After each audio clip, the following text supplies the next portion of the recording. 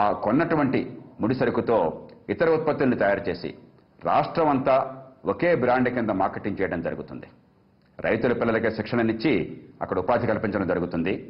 ఒకవేళ రాష్ట్రంలో గనక ఆ బ్రాండ్లో మార్కెట్ చేసినప్పుడు నష్టం అన్నా వస్తే ఆ నష్టాన్ని రైతులే వందలాది కోట్ల రూపాయలు ఈవేళ సెస్ కడుతున్నారు, మార్కెట్ సెస్ కడుతున్నారు. ఈ డబ్బంతా కూడా ఖజానా కైంకర్యం అవుతోంది, లేకపోతే మార్కెట్ యార్డుల్లో ఉన్నవాళ్ళు దోచుకుంటున్నారు.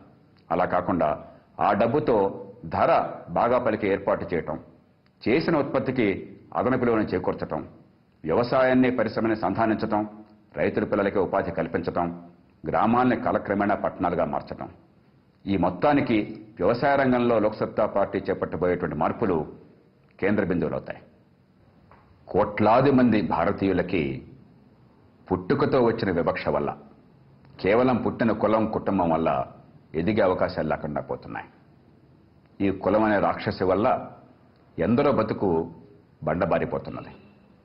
రాజకీయంలో ఉన్నవాళ్ళు ఏదో రకంగా కులాల మధ్య విభేదాలను సృష్టించి పబ్బం గడుపుకుంటున్నారు.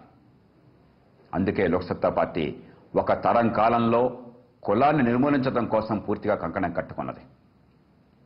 ఏ కులంలో ఏ కుటుంబంలో పుట్టినా సరే ఎదిగే అవకాశాలు అందించడం కోసం విద్యని ఆరోగ్యాన్ని ఇవ్వటం, ఉపాధిని కల్పించటం, రిజర్వేషన్ల ఫలితాలు కేవలం కలెక్టర్ కొడుక్కో మంత్రి కూతురుకో అందడం కాకుండా ఆ కులాల్లో పేదలకు అందించడం లోక్సత్తా పార్టీ లక్ష్యాలు.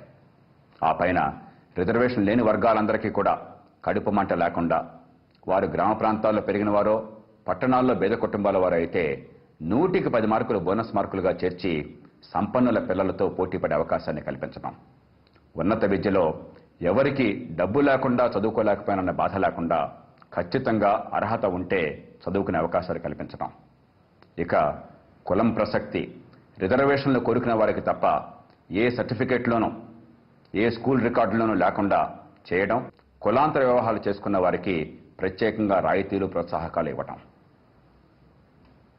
ఇక ఏ కులంలో పుట్టానన్న ప్రసక్తి సమాజంలో రావటం కానీ, ఫలానా కులంలో పుట్టాను కాబట్టి నష్టపోయానన్న బాధ ఏ గుండెల్ని దహించటం కానీ లేకుండా వచ్చే తరం కాలం నాటికి కులం ప్రసక్తి లేని సమాజాన్ని సృష్టించాలి. అందుకు లోక్సత్తా పూర్తిగా కట్టుబడి ఉన్నది. ఇక వేలాది గ్రామాల్లో మన రాష్ట్రంలో ఫ్లోరైడ్ ఎక్కువ ఉండటం చేత నీళ్లు సరిగ్గా లేవు. ఆ నీళ్లు తాగితే కాళ్ళు కీళ్ళు వంగిపోతున్నాయి, చిన్న వయసులో ముసలాళ్ళు అయిపోతున్నారు. అలాగే భూగర్భ కాలుష్యం వల్ల నీరంతా కూడా కలుషితమైపోయి అవి తాగితే జబ్బులు వస్తున్నాయి. కొన్ని ప్రాంతాల్లో భూమిని తవ్వితే ఉప్పు నీళ్ళు వస్తున్నాయి. ఇలాంటి ప్రాంతాల్లో ఈ 4000 లేక 5000 గ్రామాల్లో ప్రతి గ్రామానికి రివర్స్ ఆస్మాసిస్ ప్లాంటులను పెట్టి, మనం ఎలాగైతే సీసాల్లో మంచినీళ్లు బాటిల్డ్ వాటర్ మనకి ఇస్తున్నారో, మార్కెట్లో అమ్ముతున్నారో, అదే ప్రమాణాలు గల నీరు ప్రతి గ్రామానికి అందించేట్టుగా ఈ ప్లాంట్లను ఏర్పాటు చేస్తుంది లోక్సత్తా ప్రభుత్వం. పూర్తిగా ప్రభుత్వం ఖర్చుతో ఈ మంచినీరు ఏర్పాటు ఉంటుంది.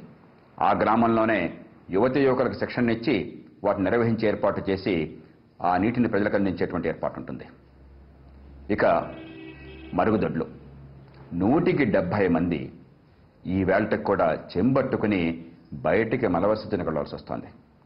చిన్నపిల్లలు, ముసలివాళ్ళు, మహిళలు రాత్రనక పగలనక పురుగు పుట్ర ఉన్నా సరే, చీకటైనా సరే, వర్షమైనా మంచు పట్టినా వీధుల్లోకి పోవాల్సి వస్తుంది. అనారోగ్యం, అసౌకర్యం, అవమానం. 2008 సంవత్సరంలో కూడా ఇలాంటి దారుణాన్ని మనం భరిస్తున్నామంటే ఈ ప్రజాస్వామ్యానికి అర్థం లేదు. అందుచేతనే ప్రతి ఇంటికి విధిగా మరుగుదొడ్డిని కట్టించి ఏ వ్యక్తి కూడా బహిరంగ మలవిసర్జన చేసే అవసరం లేకుండా ఊరు పొలిమర్లకు వెళితే ఆ వాసనకో చూసే దృశ్యాలకో జుగుప్సకు గురి కాకుండా గ్రామాలను నివాసయోగ్యంగా చేస్తుంది లోక్సత్తా ప్రభుత్వం. ఇక మూడోది విద్యుత్తు. ఈవేళ ఇప్పటికి కూడా 2008 సంవత్సరంలో కూడా రోజంతా ఉండడం గగనంగా ఉంటున్నది గ్రామాల్లో.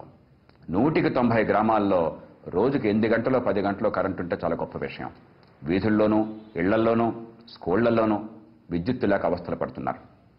24 గంటలు విద్యుత్ అందించడం పూర్తిగా సాధ్యం. గ్రామ దీపం అనే పథకంతో పంపిణీని పూర్తిగా బాగు చేసి గుజరాత్లో ప్రభుత్వం చేసిన రీతిన, లోక్సత్తా గతంలో పోరాడిన రీతిన రాష్ట్రంలో ప్రతి గ్రామానికి రాత్రింబవళ్లు 24 గంటలు లోక్సత్తా విద్యుత్ అందించి తీరుతుంది.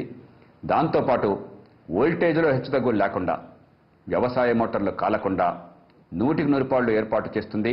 ఒకవేళ వోల్టేజ్లో మార్పుల వల్ల మోటార్లు కాలినట్టయితే దానికి పరిహారాన్ని చెల్లిస్తుంది. దీని లక్ష్యం మోటార్లను కాల్పించి పరిహారం ఇవ్వటం కాదు, అసలు మోటార్లు కాలకుండా విద్యుత్తుని బాగు చేయటం. ఇప్పటికి కూడా మంచి రోడ్డు లేక, రవాణా లేక అవస్థలు పడుతున్న గ్రామాలు వేలకు వేలుగా ఆంధ్రప్రదేశ్